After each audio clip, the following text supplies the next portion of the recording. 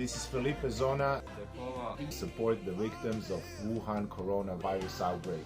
Help people who are suffering now in Wuhan. So let's unite together, join us, and we can do it together. Tune in and let's help everybody get back to normal as soon as possible. Peace. Peace.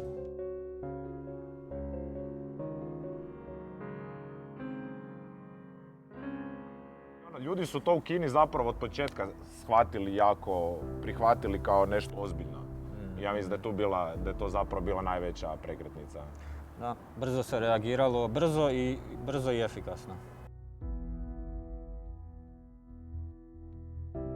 Da smo svi pristupili tome, svi skupa, ne, ozbiljno i evo, na današnji dan je, hvala Bogu, situacija. Da, danas sjedimo tu, dajemo intervju bez maske. Da. U biti držimo se pravila kojih moramo, ali život funkcionira normalno. Da. I ponosni smo zapravo na cijelu situaciju i na sve što se desilo i što se sve, kak bi rekao, riješilo.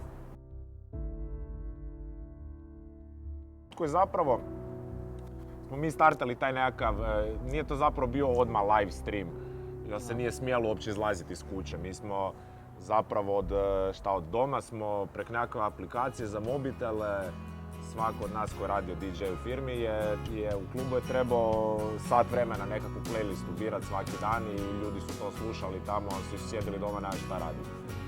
I kroz jedno 2 tjedna kasnije, 2-3 tjedna poslije, jel? Tako, da. Se kao moglo izaći iz kuće, odjedanput, kao sad se može malo u restoran po hranu, nema sjedenja nigdje, nego se kao može se izaći po dostavu, Tad smo zapravo krenuli taj live stream na Douyin, ja mislim na Kuaishou. I to su nekakve te streaming aplikacije, tamo se za nekakve, ne znam, lajkove, šta za nekakve srce, to u biti košta neke novce, šta znam koliko.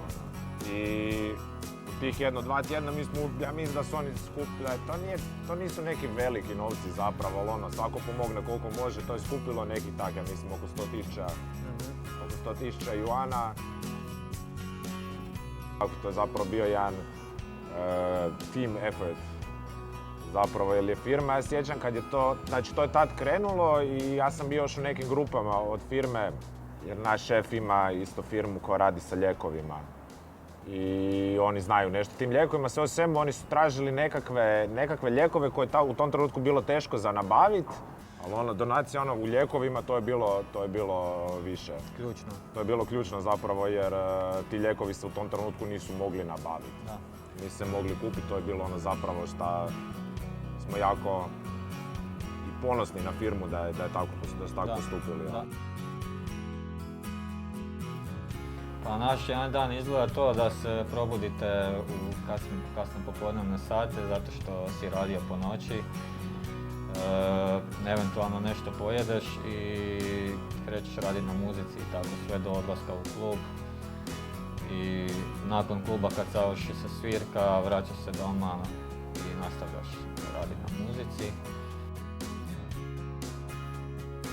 Tako se provodi dan.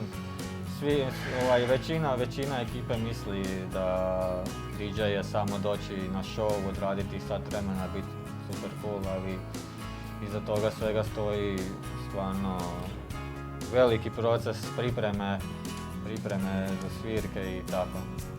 Zato to malo onak čudan posao zapravo, jer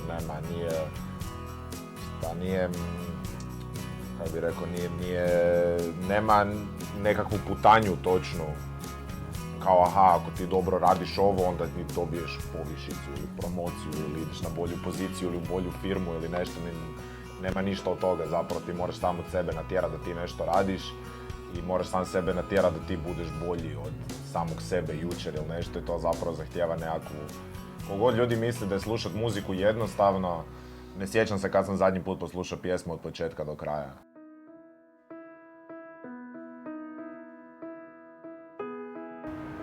A kad dođeš tu prvi put, to je zapravo, ne bih rekao, neko možda je kulturološki šok, a meni šok za oči.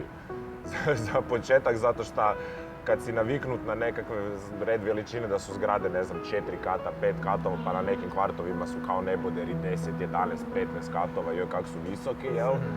Onda dođeš tu i vidiš zgradu od 70 katova i jednostavno nerešpilno gledaš i kao šta je ovo, vidiš da normalna zgrada ima, ne znam, 30 katova, ali već tad se to vidjelo da to nije ona Kina koju mi gledamo na televiziji, na dokumentarcima gdje stare žene pogrbljene nose rižu i negdje s planine. Da nije to što smo mi zapravo, što se nama predstavljalo.